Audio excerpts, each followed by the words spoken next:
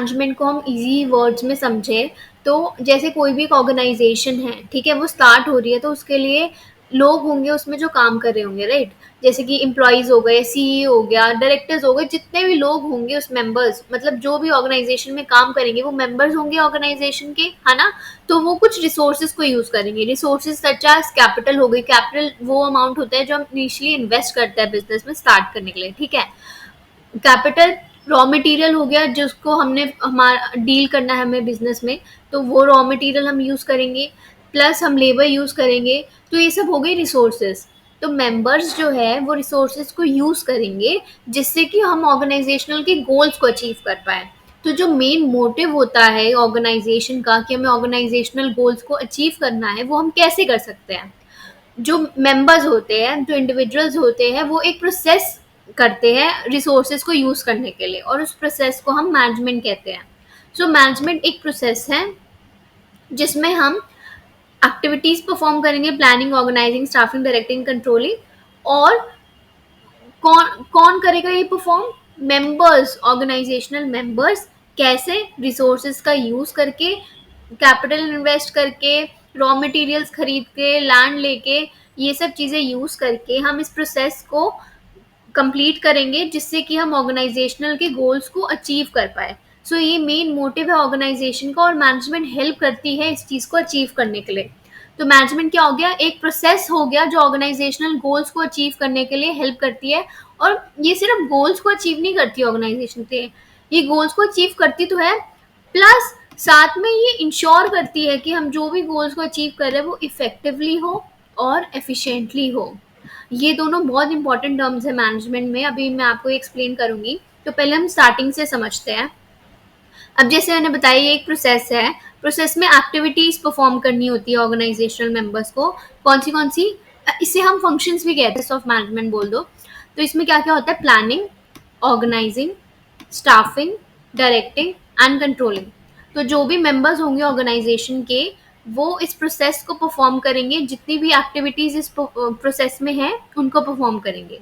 तो प्लानिंग क्या हो गया? जो भी हमने डिसाइड करना है कि हमने फ्यूचर में क्या हमने अचीव करना है, उससे रिलेटेड प्लानिंग हो गया कि हमें 20% सेल इंक्रीज करनी है, ये हमने प्लानिंग में। ऑर्गेनाइजिंग क्या हो गया? ऑर्गेनाइजिंग मतलब हमने रिसोर्सेज को कैसे इकट्ठा करना है, एलोकेट करना है, टास्क को कैसे अचीव करना है, हम किसको रिस्पॉन्सिबिलिटी देंगे कि कौन सा काम कौन करेगा, और किसके पास अथॉरिटी होगी काम देने की, वो सब ऑर्गेनाइजिंग में आ जाता है। फिर स्टाफिंग में जैसे हम लोगों को रिक्रूट करते हैं, एम्प्लॉयज वगैरह काम करते हैं ना, लेबर वगैरह, वो कैसे आएंगे? उनको हमें रिक्रूट करना पड़ेगा, सिलेक्ट करना पड़ेगा, और उनको हम सैलरी भी देंगे। तो ये सब चीजें स्टाफिंग में आ जाता है। फिर होता है डायरेक्टिंग। डायरेक्टिंग मतलब कि हम जो भी एम्प्लॉयज काम कर रहे हैं ऑर्गेनाइजेशन में, उनको हम बताते हैं, उनको गाइड करते हैं कि आप लोग कैसे कर सकते हो, उनको सुपरवाइज करते हैं, देखते हैं कि वो ढंग से कर रहे हैं या नहीं, उनको मोटिवेट करते हैं जिससे वे खुशी खुशी होके ऑर्गेनाइजेशन का एक पार्ट बने और काम करें, जिससे कि गोल्स अच्छे से परफॉर्म हो पाए, ठीक है। और जो लास्ट एक्टिविटी करते हैं वो है कंट्रोलिंग।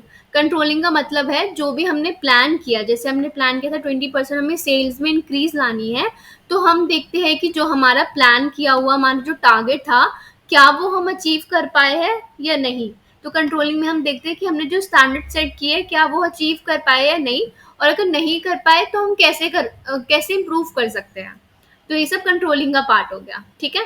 तो हम अब फिर से मैनेजमेंट डेफिनेशन में आते हैं कि हम ये एक प्रोसेस है जिसमें एम्प्लॉयज ये सब मेंबर्स, ऑर्गेनाइजेशन के मेंबर्स ये सब एक्टिविटीज को परफॉर्म करते हैं।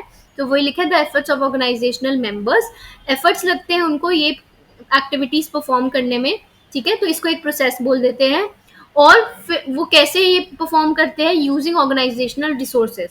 अगर तुम्हारे पास लैंड नहीं होगा, रॉ मटेरियल्स नहीं होंगे, कैपिटल नहीं होगा, तो तुम ये सब चीजें कर ही नहीं पाओगे, ठीक है। तुम रिक्रूट कैसे करोगे, सैलरी कैसे दोगे अगर तुम्हारे पास मनी नहीं है, कैपिटल नहीं है? तो जो ये मेंबर्स है ये रिसोर्सेज का यूज करके ये सारी एक्टिविटीज परफॉर्म करते हैं और ये एक प्रोसेस बन जाता है, ठीक है।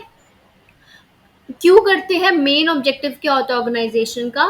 कि ऑर्गेनाइजेशन के गोल्स को मेट कर पाए। ऑर्गेनाइजेशनल गोल्स जैसे कि प्रॉफिट हो गया, ग्रोथ हो गई, डेवलपमेंट हो गई ऑर्गेनाइजेशन की। तो जो मेन मोटिव होगा ऑर्गेनाइजेशन का, जो मेन गोल्स होंगी, उनको अचीव कर पाए, इस वजह से हम ये फंक्शन करते हैं। इस वजह से मैनेजमेंट का प्रोसेस बना हुआ है, ठीक है। अब ये दो वर्ड्स है, इफेक्टिवली एंड एफिशिएंटली। अब जो गोल्स तो अचीव करने हैं मैनेजमेंट में, लेकिन हमें उसे इफेक्टिवली और एफिशिएंटली करना है, ये इंश्योर होना चाहिए। तो इनका मीनिंग समझते हैं। अब देखो एफिशिएंसी में ये सी लेटर को आप देखो, और इफेक्टिवनेस में टी लेटर को देखो। ये सिर्फ याद करने के पर्पज से मैं आपको बता रही हूँ। सी स्टैंड फॉर कॉस्ट और टी स्टैंड फॉर टाइम। बहुत बार होता है कि बच्चे बहुत कंफ्यूज हो जाते हैं इन दोनों वर्ड्स में और याद नहीं कर पाते, और कंफ्यूज होते हैं एग्जाम में भी अगर क्वेश्चन आता है तो। इसको आप इस तरह से याद कर सकते हो, C stand for cost and T time for time, ठीक है। तो इस एफिशिएंसी का मतलब हो जाता है कि हमें मिनिमम कॉस्ट, कम से कम कॉस्ट का यूज करना है जिससे कि हम मैक्सिमम प्रॉफिट गेन कर पाए। और इफेक्टिवनेस का मीनिंग होता है कि हमें कम, जो हमने टाइम सेट किया है उस टाइम में हम गोल्स को अचीव कर पाए। अब अगर हमारा ये टारगेट है कि हमने नेक्स्ट ईयर तक 20% इंक्रीज करना है सेल्स में, तो हमने नेक्स्ट ईयर तक ही करना है।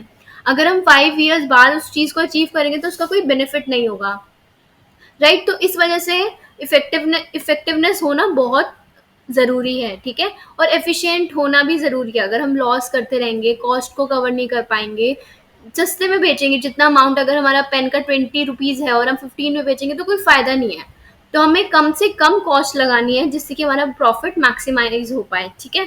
तो इन दोनों में ये डिफरेंस था, और ये दोनों ही बहुत इंपॉर्टेंट है। इन दोनों में से कोई एक इंपॉर्टेंट नहीं है। ऐसा नहीं है कि अगर हम एफिशिएंसी देख रहे हैं तो हम इफेक्टिवनेस को इग्नोर कर दें, या इफेक्टिवनेस देख रहे हैं तो एफिशिएंसी हम कम कर दें।